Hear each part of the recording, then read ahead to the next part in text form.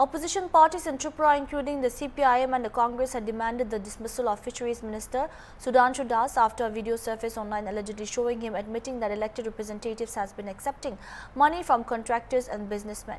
In the viral video, reportedly part of an interview given to a social media-based news outlet, Das had been heard saying that it has been an open secret that people's representatives had received monetary benefits from contractors managing government projects. The remarks had triggered a political storm in the state, with opposition parties accusing the minister of acknowledging a culture of corruption under the ruling government. Senior CPM leader and Politburo member Chichendra Chaudhary had said that comments announced to a confession of wrongdoing.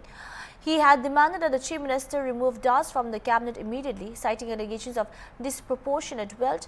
Tripura Congress President Ashish Kumar Shah had also called for Das's dismissal and a high-level inquiry, noting that neither the minister nor his office has denied the video content. There had been no immediate response from Minister Sudhanshu Das or his office regarding the controversy. हाँ, गतकाल একটা এই চ্যানেলে এবং পত্রিকায় তার বক্তব্য প্রকাশিত হয়েছে। এই মন্ত্রী বাহাদুরের নাম হলো শ্রীযুক্ত সুধাংশু দাস। গত 2 বছর মাত্র তিনি মন্ত্রী হয়েছেন।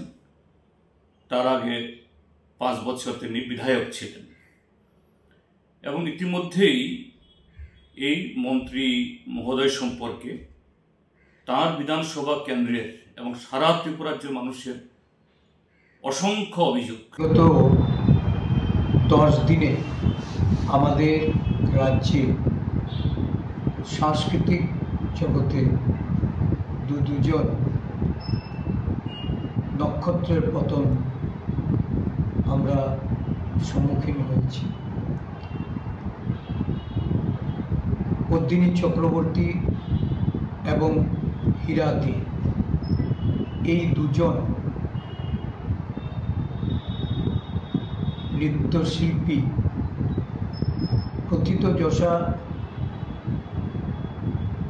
কিংবদন্তি এই নৃত্যশিল্পীদের তাদের প্রয়াণে আমি গভীর শোক ব্যক্ত করছি। অত্যন্ত বেদনাদায়ক এই প্রয়াণ। পরিবার পরিজনদের প্রতি সমবেদনা জ্ঞাপন করছি। বিগত 10 দিনে রাজ্যের সাংস্কৃতিক জগতে দুজন নক্ষত্রের পতন হয়েছে। গত পরশুদিন পদ্মিনী চক্রবর্তী,